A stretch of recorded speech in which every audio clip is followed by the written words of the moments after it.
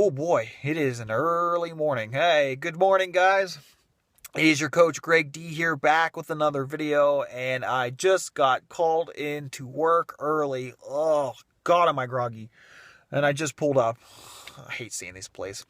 You know, for those of you who don't know, I work at a homeless or a residential facility for mentally ill homeless men run by the local psychiatric hospital here. And this job is, it has its good days and its bad days. I mean, obviously, you're dealing with people who have mental illness. So, I mean, you can have some really rough days when they get a lot, like, really symptomatic. But, I mean, for the most part, it can be very rewarding because, I mean, you end up being the only support that these people have. So it can be very rewarding, but, it can be very frustrating as well. But like in the psychology field, you'd get highly underpaid. So coming here every day reminds me of, why I'm working to get my master's degree so that I can put myself in a position to get better job opportunities, or possibly even, open up my own private practice or become a teacher or anything like that that can help me, financially, and, give myself a job that I enjoy much more. So I can't wait. I still have about 9 months to go before I get that degree, and I can't wait. Okay, so I'm back home from getting from work after a tough day, and I decided that I needed to lift, and thankfully it was leg day anyway. And the interesting thing about, lifting, especially, when you've had a tough day, it's for me, I don't know if it's like this for anybody else, but it's very, very therapeutic. And almost like if I have a tough day and then I go decide to lift as my therapy session, it ends up making me lift better, if that makes any kind of sense, because I'm able to use, like, kind of focus that anger, that frustration, and kind of, kind of focus that into my workouts and make my workouts that much better. So I don't know if that works for anybody else, but it seemed to work for me because I did leg day, and let me tell you that I can barely walk right now as it is. And actually, it was funny because I PR'd on my deadlift. So I think anger and frustration kind of works. I think it does. Well, now I need something to eat because I'm starving. Okay, guys, I'm back now that I've got something to eat. I got my Shakeology here with me, so now shake on mustache, yay. So let's talk about anger a little bit. That's going to be the focus, I think, for today, and how we can make anger a more positive thing, or I should say, how we can use anger to benefit us. Let's say. Immediately, I think of, something that Tony Horton said in P90X2, where, he said, if you're angry, if you're frustrated, don't take it out on your family, your friends, your aunt, your pet, or your spouse. Take it out in your workout. And that's how I really ended up feeling last night, with the workout, because it was just a matter of, feeling so frustrated and feeling, just having a rough day. Everyone has those days at work where it's just, it's just irritating, annoying, frustrating, and you just want to get home. And, I was irritated first because it postponed. I like usually working out early in the day, usually like late morning, early afternoon. I get up, I eat breakfast, I do some stuff, and then I work out before I go to work, because usually I find that when I work out before I go to work, I'm more in like a peak mental state. I'm running off those endorphins and everything, so I'm better prepared to tackle the day, because, as I said earlier, I do work in a facility with mentally ill homeless men. So sometimes it can be very tough, especially if, few of them or all of them are, being symptomatic. It's a tough thing to deal with, not just from a physical standpoint of working a lot of hours because obviously the site's open 24/7. But I mean, it can be very mentally and emotionally draining. So I feel like I said, that lifting beforehand, gets me in that peak mental state. So I got, called in early and had to work the early shift. So that kind of postponed leg day. And now that I've been seeing a lot of results, I starting to really like leg day, especially, how it's defining my legs. And like I said before, I've been using that as therapy. But I think that anger is interesting, and I don't think that we should, I'm trying to figure out how to say this, but like put it into the right words. But you need to realize that anger is not always a bad thing. Yes, there are, people that have short tempers, and that can be a bad thing because, a lot of times that can lead to violence or domestic abuse or, anything like that. But, anger can also be used as a positive for motivation.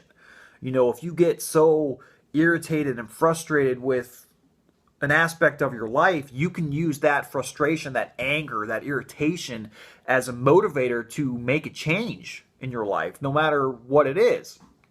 I mean, talking about, for example, today, the whole job thing. I mean, if you're that frustrated, that angry, that irritated about, your job, you can use that as motivation to get back in the field, get back out there and look for something that better suits you, that may end up making your job not a job because you enjoy what you're doing more so. So it's not necessarily a job. Does that make sense?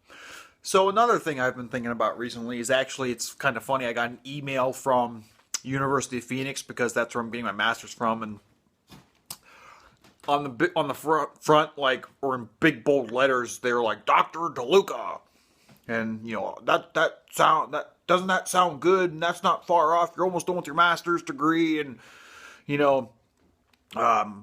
you could start your doctoral program soon. And then I'm randomly looking through PhD programs through Phoenix, just to kind of see if there's anything that interests me. Honestly, it'd be nice to kind of not have school loans for another few years. But at the same time, do I really want to go back to school for another 3 to 4 years? I mean, I've already been in school.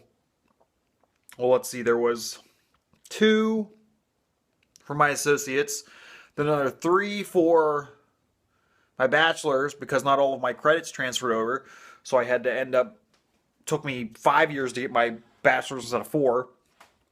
And then I've been trying to get my master's degree for another 3, and that's only because I had to switch my actual program, because originally I was in a PhD program for industrial organizational psychology, but it didn't really interest me after like about a year. The first year was basically like just all totally psych classes, and that stuff interested me. But once you got into the actual more so industrial organizational stuff, that stuff just seemed very, very boring. And, one of the reasons why I went into that program was because I knew that coming out, I could get a really good job and probably make 6 figures. But, like I said, those last few classes that I took were really boring and really just centered around business, and that kind of stuff is not fun to me. And I really don't want a job, even if it is making 6 figures, that I don't enjoy doing, because I would just be totally freaking miserable, and I don't want to do that. So, I'm randomly now looking up PhD programs, and I don't know, maybe I'll find something, maybe I won't. But, at the same time, I have to kind of, I guess, decide whether it's worth it to go back to school for another 4 years.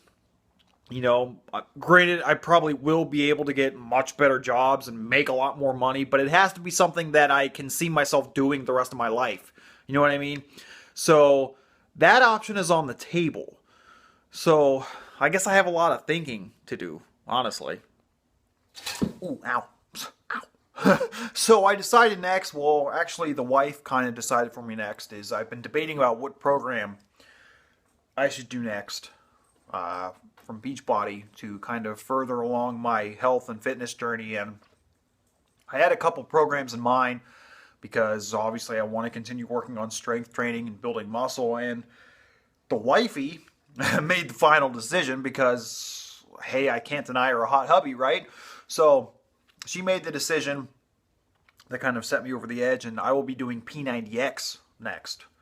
So that should be fun. You know, I've done 2 full rounds in the past of P90X, and the last time was probably about 2 years ago after we came back from our first vacation together, and I lost 20 pounds. I went from 205 to 185, and the first time that I did it was after I originally bought the program back in 2008, and I was like 170 pounds at that point.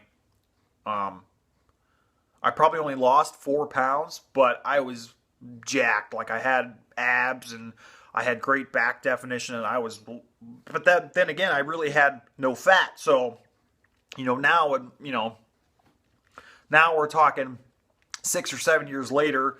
I'm 30 years old now, and my metabolism is not as good as it used to be. And I'm currently weighing in at 223, which is progress, because between the hybrid of using Pio and Body Beast, the yoga and the lifting, I've lost almost 10 pounds in coming up here at the end of week 6. And I have 2 more weeks left. So in 2 weeks, you will be seeing me posting about P90X, and obviously I will be posting, progress pics again. So you guys need to follow me on Facebook and Instagram, which I usually leave my information below in the box. I've been starting to post weekly progress pictures just because they're helping motivate myself, keep myself motivated, just because I can, see my progress from when I started to 6 weeks. So that'll be interesting. I'm probably going to send my results in just so I can get a free t-shirt. And, I'm thinking, if I can do really well with P90X, let's say lose 20 or 25 pounds, I may actually get to a point where I might be able to win the Beachbody Challenge. And what it is you get to send in your results from the program, and if you have like really good results, like a really good transformation story, they'll give you $500. You can win $500. So I'm thinking that if I can really knock out P90X and, like I said, lose 20